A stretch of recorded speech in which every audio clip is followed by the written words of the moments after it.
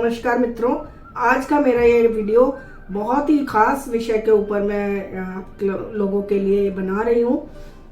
अक्सर हमने देखा है कि लोग अपने बच्चों के नाम पर LIC की पॉलिसीज करवा तो लेते हैं। पॉलिसी कराने में कोई बुराई नहीं है। LIC की पॉलिसी बच्चों के नाम लेनी चाहिए या नहीं लेनी चाहिए, कब, कैसे और कितने की लेनी चाहिए, ये एक बहुत लेंदी टॉपिक है। इसके ऊपर भविष्य में मैं वीडियो जरूर आप लोगों के साथ साझा करूंगी, लेकिन आज मैं जिस मेन जो खास टॉपिक है उसके ऊपर आपके साथ कुछ जानकारी साझा करने जा रही हूँ। वो ये है कि अगर हम बच्चों की पॉलिसी लें तो हमें कुछ चीज़ों का बहुत ज़्यादा ध्यान रखना चाहिए, जिसमें सबसे पहले आता है कि एक हमारा प्रीमियम वेवर बेनिफिट करके एक राइडर होता है, जिसे शॉर्ट में PW भी कहते हैं। वो राइडर हम जरूर उसमें ऐड कराएं, ताकि भविष्य में यदि प्रपोजर अधिकतर केसेस में बच्चों के माता या पिता होते हैं, ज्यादातर केसेस में पिता होते हैं, यदि उनके साथ कोई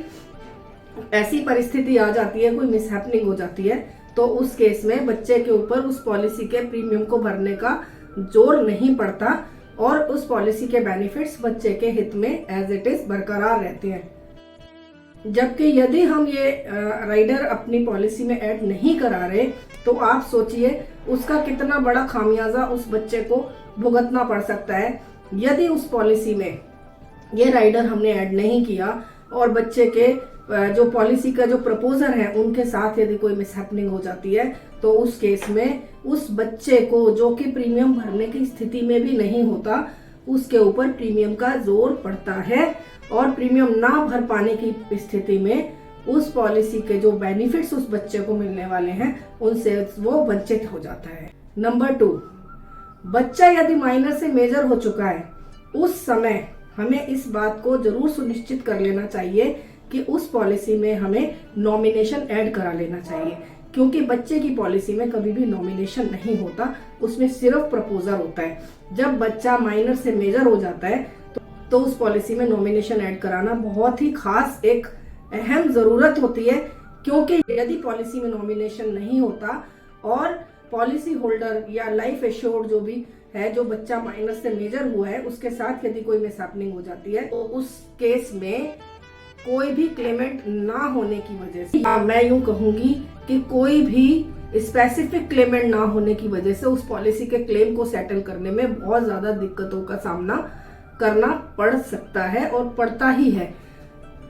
वहां पर कुछ एडिशनल पेपर वर्क करना पड़ता है, कुछ एडिशनल रिक्वायरमेंट्स होती हैं, जिसके लिए कोर्ट से सक्सेशन सर्टिफिकेट भी लाना पड़ता है। एक बहुत ही कॉम्प्लिकेटेड टास्क हो जाता है उस पॉलिसी से जुड़े हुए बाकी सभी सदस्यों के लिए। क्योंकि बच्चों की पॉलिसीज में एक चीज और अक्सर देखी गई है, अधिकतर पॉलिसीज जो बच्चों के नाम पर ली जाती हैं, वो आजकल कुछ ऐसी पॉलिसीज आ रही हैं जो कि होल लाइफ पॉलिसीज होती हैं और उनमें तो नॉमिनेशन चाहिए ही चाहिए। तो अभी तो मैंने ये जानकारी बहुत ही शॉर्ट में आप लोगों के साथ साझा करी है। इस तरह की यदि आपको कोई सहायता चाहिए, कोई मेरे साथ आपको डिस्कशन करना है, कोई मेरे से आपको परामर्श चाहिए इस विषय के ऊपर, तो आप मुझसे संपर्क अवश्य करें। मुझसे संपर्क करने के लिए आप या तो दिए गए वीडियो के नीचे कमेंट्स करके या मेरे व्हाट्सएप नंबर पे आप मुझे कॉल या व्हाट्सएप के माध्यम से संपर्क कर सकते हैं। धन्यवाद।